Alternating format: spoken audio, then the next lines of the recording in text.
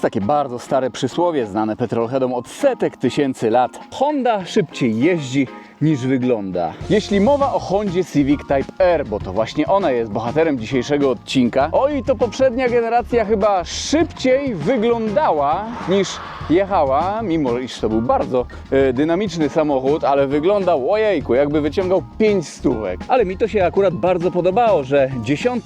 generacja Civica w wersji Type R, FK8 bodajże, była taka przerysowana aż. Tutaj mamy 11. generację Hondy Civic, a 6. generację Hondy Civic Type R i mi się wydaje, że jakby ona trochę wydoroślała, jakby troszkę była bardziej stonowana chyba. Znaczy wiecie, chodzi mi o wygląd zewnętrzny, bo jeśli mowa o charakterze, jaki to jest popierniczony samochód, taki angażujący w jazdę i tak dalej. W dzisiejszym filmie przyjrzymy się tej maszynie z bliska oraz później skoczymy na próbę autostradową. Pomiar raceboxem też sobie zrobimy, pomiary. Maszyna ta pochodzi z oferty Autosalon Jawor ze Szczecina. Jest na sprzedaż, link do ogłoszenia i do Autosalon Jawor Szczecińskiego znajdziecie w opisie filmu. Jest to w zasadzie świeżynka, ma jakoś kilka tysięcy kilometrów przebiegu. Czekajcie, bo już sprawdzę. No, 8250 kilometrów w tej chwili. Przeważnie zaczynam Wam prezentację od wyglądu zewnętrznego i w tym przypadku nie będzie inaczej, z tym, że najpierw wspomnę o modyfikacjach, ponieważ jest to istotne. Został tutaj dołożony pełen pakiet Maxtona, także tutaj proszę bardzo, taka loteczka.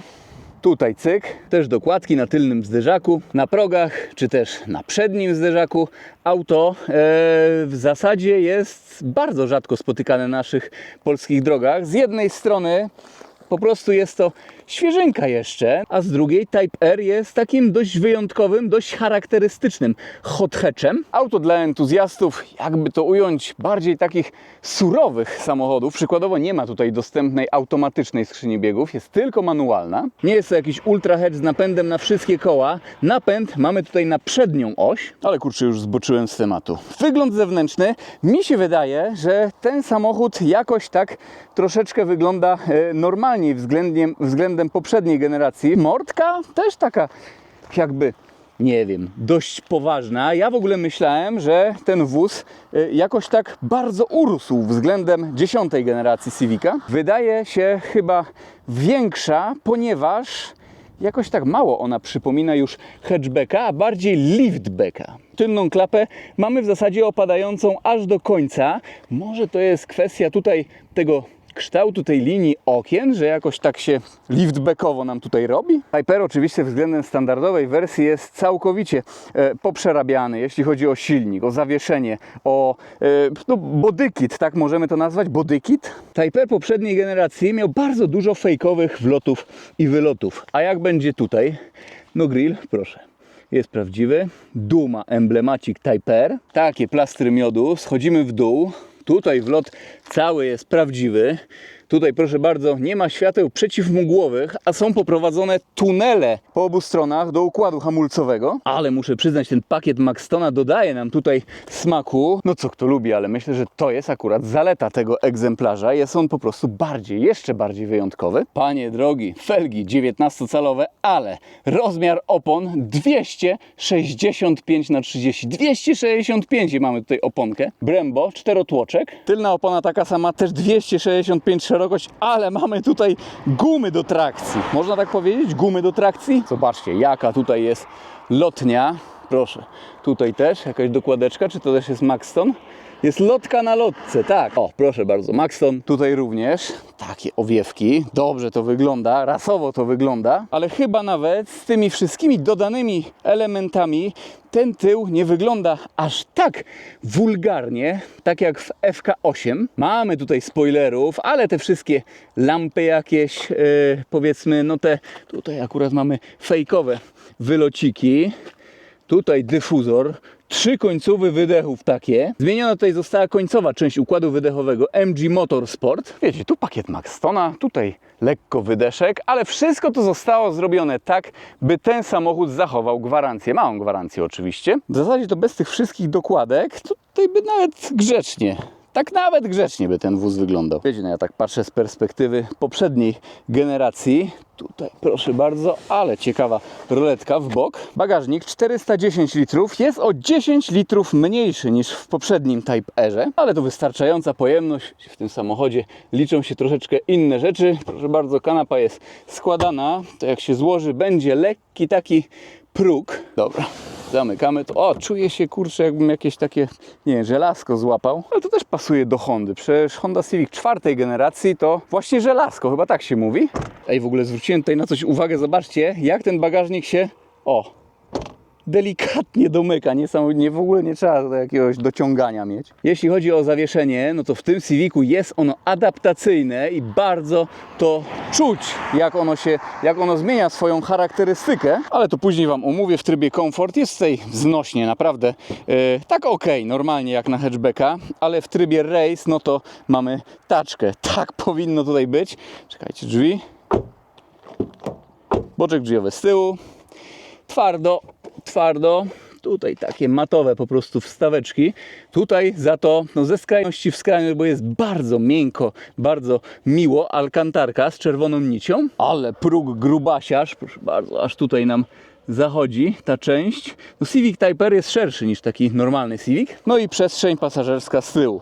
Jest to ciekawa sprawa, ponieważ, proszę bardzo, mamy tutaj czarną tapicerkę, alkantarka, czerwone pasy, no i jak widzę jest to samochód czteroosobowy, nie mamy tutaj trzeciego pasa po środku, uchwyty na kubki, czerwone dywaniki, ale to dobrze wygląda, w ogóle świetna jakość tych dywaników. I gdy spojrzymy do przodu, to oprócz dywaników, tapicerkę na fotelach mamy czerwoną, nie czarną. Wydaje mi się, że też tak było w poprzedniej generacji. Wejdziemy sobie. Fotel kierowcy wyregulowany jest pode mnie, 198 cm wzrostu. Wiadomo, jakiegoś super szału tutaj nie ma, ale proszę, tak na wcisk, mieszczą mi się tutaj nogi, wprawdzie dotykają, a jakbym tak nie wiem, miał zamiast 198, takie 193 cm, no to sam za sobą myślę, że bym tutaj się zmieścił, jak na hatchbacka, bardzo fajnie. Foteliska wyglądają bardzo wyczynowo, są podobno o 1,5 cm niżej umieszczone względem poprzedniej generacji. Proszę, Civic Type R, czarna podsufitka. Proste podświetlenie. Z tyłu nie mamy podłokietnika, za to są Isofixy. Podłokietnik z tyłu nie jest tutaj priorytetem. No i jak oceniacie wnętrze 11 generacji? Też jest bardziej stonowane niż w poprzednich Civicach. Tutaj jest po prostu tak bardziej po niemiecku chyba. Wiesz, czy ja wiem, czy tak po niemiecku? Niemcy też teraz potrafią troszkę poszaleć z tymi środkami. Trochę jak w Mazdzie może? No Mazda, Honda, wciąż JDM-owy klimat. Drzwi z przodu, w ogóle mamy tutaj system bezkluczykowy keyless. Proszę bardzo. No jak nie w japońskim samochodzie. Blind spot. Tutaj już jest bardzo miękki u góry. No i tutaj naokoło jest twardo i tutaj z powrotem miękko. Właściwie no ta część jest najważniejsza w boczku drzwiowym, no jest super. Przyciski, tak to wszystko wygląda. Generalnie samochód wygląda, jest taki w odbiorze jak nowy. Foteliska. Ostre kubły, no warto tutaj zwracać uwagę, jak się wsiada i wysiada z tego samochodu, by sobie po prostu fotela nie rozwalić. Alkantarka czarna, czerwona, czerwone przyszycia, no i też tutaj mamy czerwone pasy. Raceboxik, ja tutaj raceboxik zostawiłem, ponieważ pasuje on do designu tego wnętrza. Zamykamy. O Jezu, jakie japońskie przywitanko. Normalnie taki dźwięk, jakbyśmy weszli do japońskiej restauracji. Odpalmy sobie samochód. Ze sprzęgiełkiem oczywiście, bo manual. No ale to zaczyna być czymś niespotykanym, że w takim nowym i takim szybkim, mocnym samochodzie dość. Mamy manualną skrzynię biegów. Jak ktoś nieprzyzwyczajony, no to musi uważać, czy nie ma tutaj jedyneczki wbitej, bo puści sprzęgło szybko i mu stanie, ale jak ktoś entuzjasta motoryzacji, szuka wrażeń i też zaangażowania w jazdę, no to może stanąć mu tutaj w tym przypadku co innego. Już nawet nie będę mówił, ale nie samochód podczas złego ruszenia. Widoczność z perspektywy kierowcy, widoczność jest tutaj całkiem spoko. Dość cienkie słupki A, jak w takim bardzo poprawnym samochodzie. Tutaj się akurat czujemy. No tutaj zejdziemy w dół, no tutaj widzimy, że już coś się dzieje. Czy jest to mikrofibra, czy alcantara? Ciężko mi powiedzieć. Kierowniczka ma średniej grubości wieniec, jest trzyramienna. Jakoś bardzo mi się ona kojarzy z poprzednimi kierownicami w Hondach Civic. Pewnie jest to nawiązanie. Nie mamy tutaj podcięcia. Taka typowa po prostu kierownica. Wiecie, są auta do przemieszczania się i są auta do jazdy. Mam nadzieję, że wiecie, o co mi chodzi. Kierownica jest multifunkcyjna, manetek oczywiście nie ma, skoro mamy tutaj takiego gałęcjusza. Proszę, liczniki LCD. Tak one wyglądają. W zależności od trybu, no tutaj się zmieniają troszeczkę. Sport, Individual, no i R+, jeszcze taki tryb jest. No, tutaj jest już wyczynowo. No teraz to już mamy wszystko stonowane, za wyjątkiem może tego wyskalowania prędkościomierza do 320 km na godzinę. Auto nie ma kagańczyka. Regulacja od tempomatu, asystent pasa ruchu. Tutaj proszę bardzo, tą rolką sobie zmieniamy. To ma się tutaj nam pokazywać, ale no nie wiem, na przykład to wciśniemy. Nie, w niektórym podmenu się zmienia. Proszę bardzo, na przykład tutaj też coś. Aha, system multimedialny, proszę bardzo. Kurczę, zacząłem tak od razu z grubej rury, spokojnie. Ale takie coś. W zasadzie on jest taki normalny, no w Civicu Type R. Chcę Wam się oglądać, co jest tutaj. Ładne grafiki, lekko może się to troszkę tnie. Komputer pokładowy. Pokażę Wam konkretniejszą rzecz. Honda Log R. O, to jest życie. To jest życie, proszę Państwa. Możecie sobie spauzować, zobaczyć, co tutaj jest pokazane. Naprawdę masa różnych parametrów. Auto score, data log, ustawienia. Proszę. No tutaj akurat się już tak nie tnie. No, może w menu od sportowej jazdy tutaj tak chętnie wszystko chodzi, a... O, akselometr. A jak już wyjdziemy w jakieś radyjka, to se Honda myśli, nuda, to tam w sumie tutaj nie chce mi się tobie zmieniać nic. Nawiewy też charakterystyczne, proszę bardzo, po środku i tutaj po tej stronie. Tak się to reguluje. Wygląda to prosto, ale bardzo ładnie, muszę powiedzieć. Projekt deski rozdzielczej jest tutaj bardzo prosty, ale właśnie urozmaicony o takie różne detale, jak te nawiewy, ta cała listwa tutaj. Panel od sterowania klimatyzacją, wszystko tutaj jest normalne. Fizyczne przyciski, doładowanie, ładowarka indukcyjna, przycisk do zmiany trybów jazdy. Tryby no to Individual, Sport, Comfort i Type R. Tym zmieniamy tryby jazdy. Tak jak wcześniej pokazałem, jest Comfort, Sport i Individual. Pod siebie możemy tryb sobie dostosować. Dostosuj. Co tutaj możemy zmienić? Powiem Wam, czekajcie, sobie tutaj wyłączymy nawiew. Jak tutaj słychać dolot.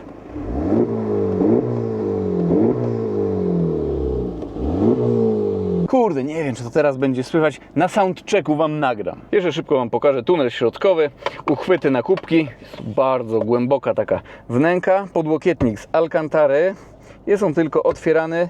Brak regulacji, ale jest w odpowiednim miejscu, myślę. I schowek. Miękko opada, czy jest twardy? Jest twardy, normalny, taki po prostu ma pełnić funkcję schowka schowek. No i wszystko jest ok. Tak tutaj mieści się prawie 2-metrowy petrolhead za kierownicą. Pozycja za kierownicą w zasadzie to jest idealna. Nie no, bez kitu, czy wyregulowanie kierownicy, czy wyprofilowanie fotela.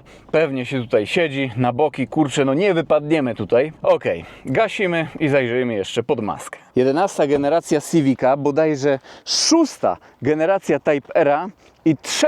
generacja Type R'a z 2.0 turbo pod maską. Tak jest, ktoś by mógł tutaj powiedzieć, że to już się skończyła prawdziwość. No kurczę, z silnikiem uturbionym takie auto będzie szybsze, no i znacznie bardziej elastyczne. 2.0 turbo, 329 koni mechanicznych oraz 420 Nm.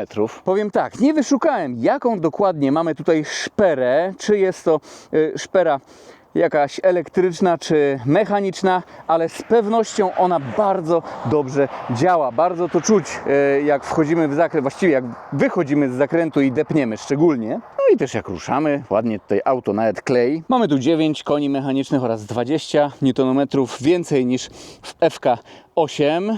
Ogólnie to jest ten sam silnik, ale wiele rzeczy zostało tutaj poprawione. Czy tam poprawione, zmienione, jak zwał, tak zwał. Zmianą uległy intercooler, sterownik silnika jest inny, turbina, dolot, wydeszek, no ale tutaj mamy też jeszcze końcówkę MG Motorsport, tak jak wspomniałem. Obniżono również masę koła zamachowego, by ten silnik wkręcał się jeszcze szybciej na obroty. No jeśli ogólnie mowa o progresie, już pomijając nawet silnik, no to układ hamulcowy właśnie dzięki tym tunelom tutaj ma lepsze chłodzenie. Hamulce mają niższą temperaturę, tak średnio o 60 stopni. Poprawiona została aerodynamika i wszystkie te oryginalne wstaweczki i spoilerki nie są dla ozdoby, a są normalnie funkcjonalne. Jako iż ten samochód może być wykorzystywany wyczynowo dość na torach, no to istotne jest też zwiększenie sztywności konstrukcji o 22%. O, akurat tutaj nie mamy amortyzatorka, tylko ten bolczyk, bolec miłości. Oj, powiem ci, spojrzałem, jakie czasy na torze robi ten samochód. No to naprawdę można się zdziwić.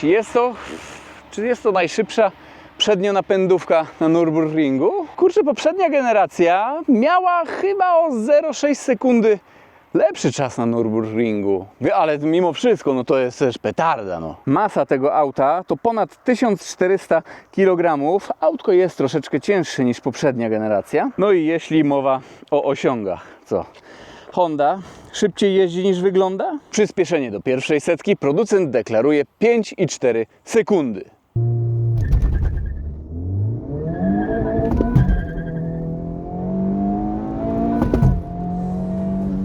Ja uzyskałem 5,7, myślę, że jest to całkiem spoko czas. Nie wiem też, czy jak tutaj się przyciśnie gaz przy ruszaniu, no to mniej więcej mamy tutaj rev limiter przy 3500. To jest tak jakby procedura startowa była. Ja bym to troszeczkę dziabnął do góry, wtedy bym zszedł niżej. Prędkość maksymalna wpisane 275 km na godzinę. Nie ma kagańczyka.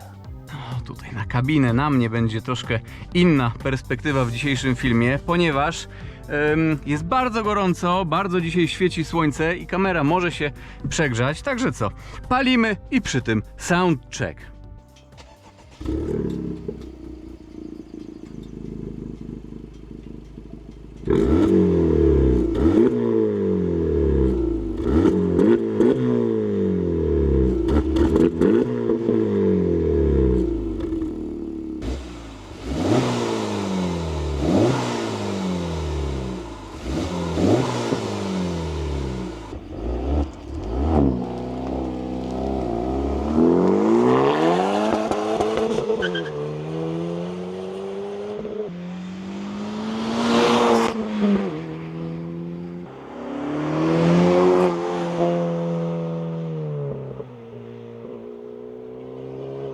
Furczy i burczy, jak najbardziej. No zobaczcie, jak tutaj będzie trochę wiało z klimatyzacji. Od razu plus R tryb sobie wrzucamy. Tutaj też, kurczę, dzisiaj pełna improwizacja.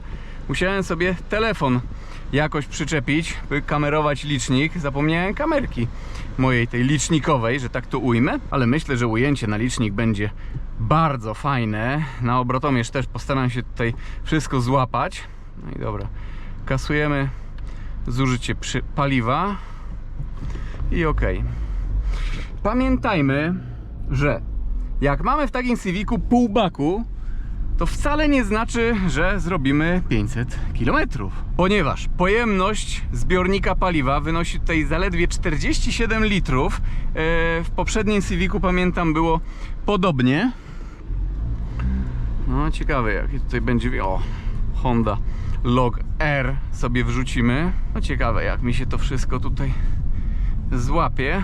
No ale tutaj jest teraz sztywno strasznie, jak się wrzuci ten tryb sportowy. No i dobra.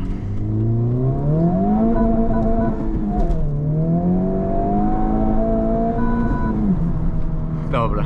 Ja. No. Jest narwaniec. Jest narwaniec.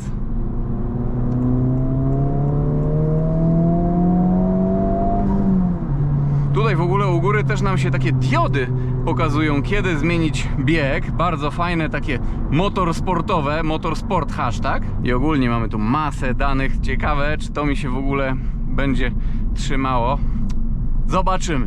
Jak dzisiaj wiaterek, w stronę Berlina będziemy jechać pod wiatr, także nawet możemy jechać z włączoną klimatyzacją, chociaż, no nie wiem, będę wyłączał tak fragmentami, ale w drodze powrotnej już będzie z wiatrem przecież, no proszę Państwa. Czy Honda Civic jest przypałowym samochodem, taka nowa? Myślę, że nie. Test graniczny zaliczony. No i dobra. Z trójeczki sobie pociśniemy 100-200. Klimatyzację teraz na przykład, no to wyłączę. No i dobra.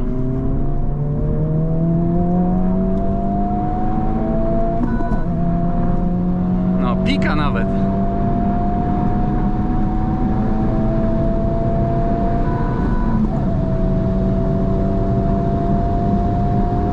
No, 13,78. 226 km na godzinę, 225 do drugiego wiaduktu, ale pod wiatr. Było 13,78 100-200.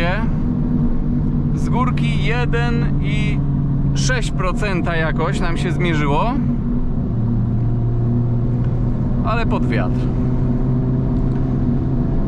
A ten piąty bieg, kurczę, wiecie, nie mój samochód, ja tutaj musiałbym się trochę przyzwyczaić do tego. Nie chcę też przeginać. Zobaczcie, sprzęgło wciskam i trójeczkę chcę. Jaki tutaj międzygaz zarąbisty robi.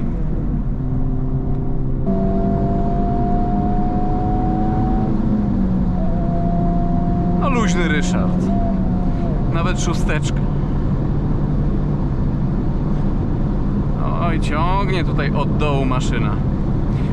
Praca skrzyni biegów jest tu fenomenalna. Typowa japońska skrzynia.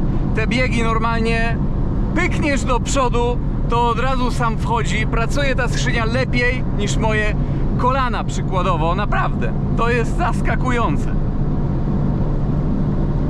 Dobra, i tutaj chyba nie będziemy deptać. Sprawdzimy sobie prędkości obrotowe. Trybu komfort wrzucać nie muszę, chociaż byłoby trochę bardziej miękko, ale spokojnie. Z luksusu to klimatyzację tylko teraz włączyłem. No to takie, dajmy na to 140 km na godzinę. Zobaczcie, jaki dół tutaj jest, elegancko. To na pół gazu tak było. 140 to mamy 3239 obrotów. 120 szybciuteńko. To mamy 2812 i stówka. No to już niskie obroty. 2246.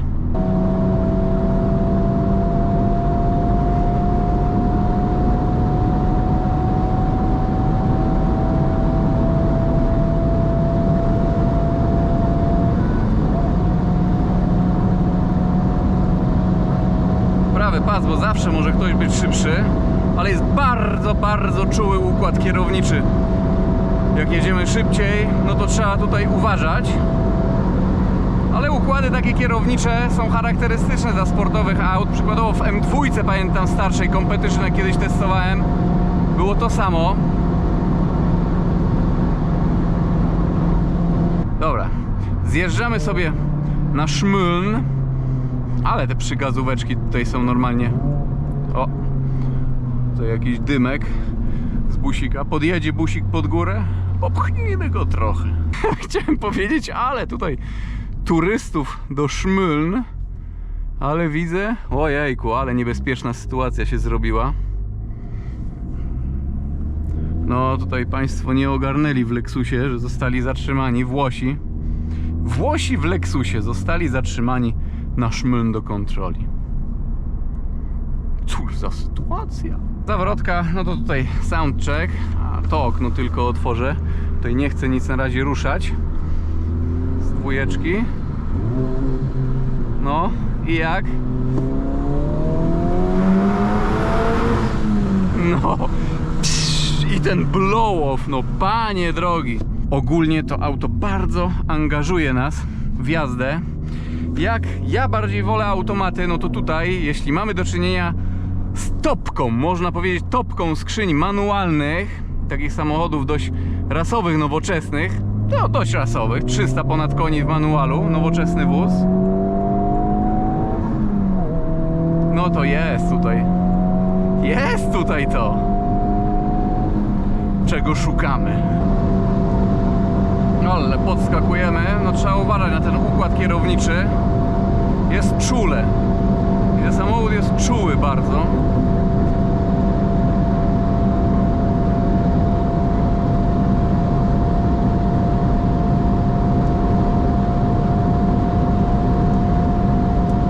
Dobra.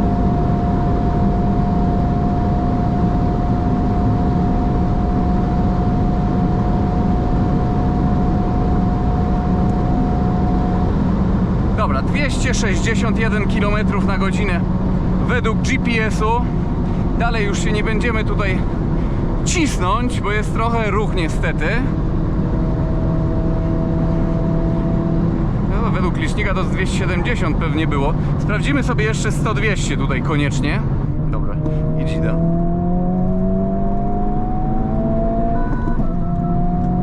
Ale DSG w łapie.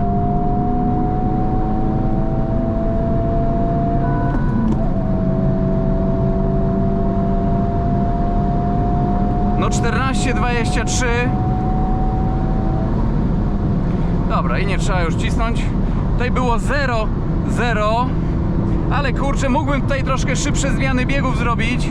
I najpierw było pod górę, a później tak leciutko z górki, kiedy już ten samochód gorzej przyspiesza. Może to też ma wpływ, no ale tak wychodzi między 13 a 14 sekund. Coś takiego, raczej no 14, no.